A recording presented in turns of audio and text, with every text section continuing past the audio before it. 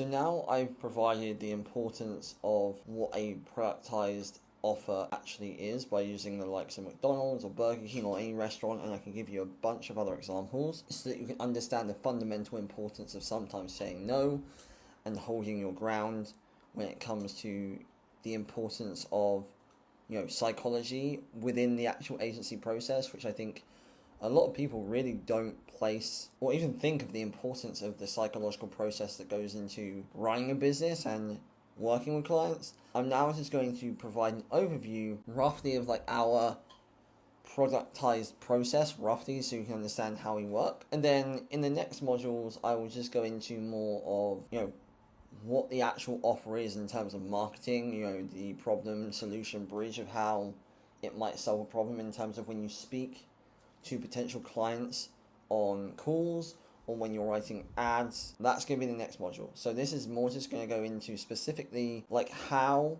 this is actually broken down really simplistically, because at the end of the day, most of the time people really overthink the process and it's not necessary. Once again, is not a magic bullet. It is simply, I would say, an upgrade, and for now, an upgrade. It's not, it will become completely insane in the future, but not quite there yet. But for now, it's just an advancement of automation. Even now, when we build things with AI, actually there's still a lot of automation with triggers and events and all these things, and maybe the odd email automation married with your sort of AI inserted on top, right? So there's nothing new here. Building a business is completely the same. All we're doing is we're just serving businesses and service-based businesses actual, solutions that fit that kind of restaurant menu. And the main menu of this, which really does not have to be overcomplicated. You can make a lot of money from doing this. There's a lot of pain in service businesses right now.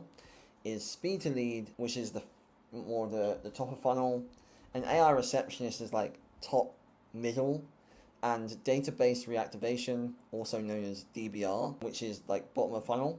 Now, if you were to look at this in terms of a business without AI, well, a receptionist is self-explanatory. Like, they already have receptionists doing specific roles. But most of the time, before AI came along, you would have businesses either internally call their leads or their prospects, or you would have agencies that would have their own call centers that would call prospects to just capture that initial interest in a business before they leave to get them booked into that business. You can almost see that as like a salesperson or a sales rep.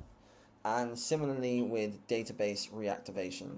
So you can kind of pass that across through assistants. It doesn't really matter how you build it, but at the end of the day, that's kind of the simplistic way of explaining to both you and service-based businesses how things work. With the speed to lead, the database reactivation, that's going to have some kind of forever follow-up kind of thing. The way you would set it up within Twilio, as of now it's still Twilio as a phone system when it can text and call on the same phone number, which is explained in the Twilio or in the phone system module, is that your singular phone can send AI messages, AI calls, but it will also be able to send like reminders, so like appointment reminders. Again, really dependent or up to you on how and where you send that notification from. Doesn't really matter as long as the job gets done. That's the key thing that businesses want. But the key thing here is that we actually sell this as like the Echo Setter Command Protocol, where that's like the all singing, all dancing system, which you can sell for a lot of money. But a lot of small to medium sized businesses right now don't know this. The fact, even I teach agencies, right? So service businesses are really far behind on the knowledge curve of what AI can do and all these things. So let's keep it simple, okay? So we break that down into 3 components to make it simple, so that once you deliver a singular item to solve a specific pain, you then have leverage. It's lower risk to them, it's easier to fulfill for you, win-win, they trust you, you deliver, you don't burn them, and then it's very easy to incrementally increase your offering once you're inside the business. So I'm going to go into how that's kind of done, right? So you have your lead magnet, and I'll kind of discuss this kind of thing in the other modules of paid marketing and stuff, and that will make more sense there. But your lead magnet is that easy, magnet to get them interested in what you're doing. Right now in the AI space, and specifically in growing AI agencies, I often see a lot of the same type of thing all the time. And the reality of growing a business is you will have to change the offer to see which is going to resonate with the audience online first. But the reality is I will always try, if something is becoming saturated online, to go away from the point of saturation to stand out. For example, right now, a lot of people are just saying completely upfront AI malarkey on ads. Whereas for me, I would try and keep things a bit more obscure sometimes to create that desire to click, but it still solves a pain point. That can literally be like ROI calculators. Okay, I'll give you an example. Speed to lead. Right now, people are spending a lot of money on advertising. The competition of ad spend is going up, so even in our e-commerce business, and it's repetitive across all industries, is as it's becoming more accessible to go online, you'll see people increasing their ad spend and getting the same amount of customers. That is a pain, because they don't want to keep increasing ad spend because it reduces their margin. So for example, you can create a lead magnet that's like, hey, discover how much money you can save using XYZ system, using this calculator, where we help businesses just like you get more customers for the same amount of ad spend because they're tired of spending money on ads. They're like, oh, I want to find out how much I could potentially make if I input my ad cost right now on the funnel, and then they have to get that report via the funnel because it's related to speed to lead. When they go onto the second page, once they've done the submission, they'll get their email for the personalized report, and then you have the ability to book that call where they go, hang on, whoa, I can save money or I can get more clients here. How are they doing this? I'm going to book a call, learn about their system, and that's when you can close them, right? So you get the book call, and that's where you identify the key pain point. They're spending more money on ads, not with the same amount of clientele coming in, less margin, and you're going to then outline how the system improves. Obviously, with speed to lead, for example, you're going to then go into the fact that right now it is seriously unlikely that people aren't being replied to within that very short window of time, and other people are just a Google search away, and therefore adding that system in place with the forever follow-up will significantly increase their likelihood of conversion at very low cost investment to set up and very easy for you to fulfill. They will then pay, and that payment is then entered into the buyer's remorse, and I'm going to quickly go over that. So there's some critical windows which most people will sit between the $500 and $2,000 mark, where they need to see something within the 3 to 5 days, or they start getting weird. So that can literally just be the onboarding or a welcome packet. So once they pay a Stripe payment, there's an automation that goes out to say, hey, thanks for your payment. Here's going to be the next steps. Book your onboarding call, and that will send them wherever. So there's a few important things to highlight here, right? So after 14 days of zero tangible progress, you're going to enter this serious buyer's remorse, which usually peaks actually 24 to 48 hours after purchase, where they need to be hit with some kind of value to show you actually going to do their job. If you can get past that time where you show them value, they should calm down and they'll respect you a lot more. So what does that usually look like? Well, actually, we built a lot of this for you where you have the onboarding call. So if they book a call, you can then have a discovery call if they're on board. You're going to then book them an onboarding call once they've paid. And here we actually show you how an onboarding call will work. And we've actually built a grey label domain where you can actually use this for your clients if you want to work with us with fulfillment. But we will show you how to build your own as well, where this will, really, it's a 6-7 minute video of me acting as a tech lead for you to tell them what to expect on the onboarding call. And it's pretty, I provide a pretty strong leadership role in terms of setting expectations, and you can watch all this before it goes out. But once again, this can go out as part of an automation, so it quickly shows that you are, who you say you are, and you know what you're doing.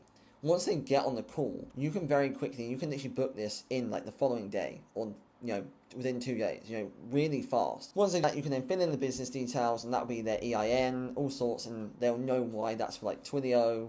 And it also goes to the next step, which is the technical detail. They'll know what that is because they've had the pre-warming video. Now it then splits into two pieces.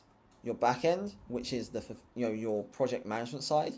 So you'll see very quickly when you or I submit any build for a client, even for your builds, they go in to an automation in our backend that has Zapier linked to ClickUp that builds us a really clean, productized bullet point where they have drop downs. You'll see like intake and access, assistant setup, phone integration, snapshots, checklists, handoffs, everything, okay, automatically. So that's already done on your end. And again, if you work directly with us, it's managed for you. But then on the front end, we communicate first. So there's a really big rule of thumb here where if they don't hear things are getting done, it's not getting done. I always tell my team this, hey guys, like when you're building, please tell clients that you're building what you're doing.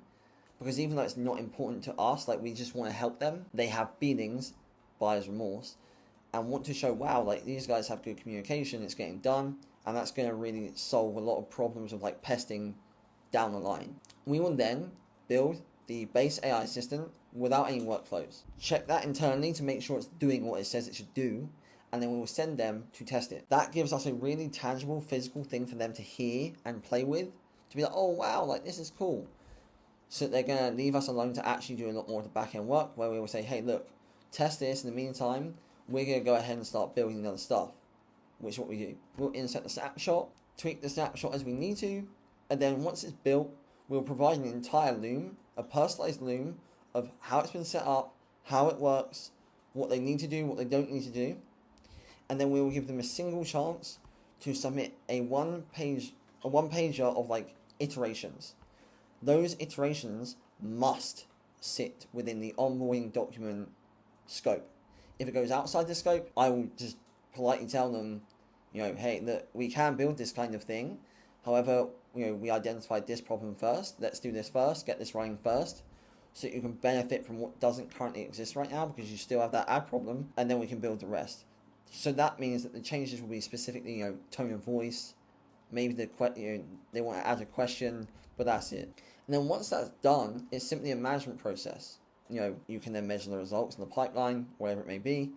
But that's kind of quickly how we build a very assembly line based fulfillment system where we're able to fulfill a lot of people, you know, where we have a project manager who handles our project management, our team who fulfill the actual build and talk to them.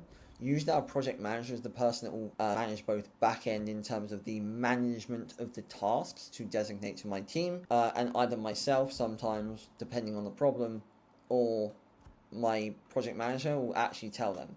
But in the meantime, my team can continually build in the back end. So in terms of, that's kind of the overall process where, again, in summary, the main thing as we go is speed to lead, AI receptionist, and database reactivation. And in the next modules, I'm going to kind of go more into the marketing side of, you know, how to actually go about these. Like, what is the way of selling those kind of assistants to service-based businesses?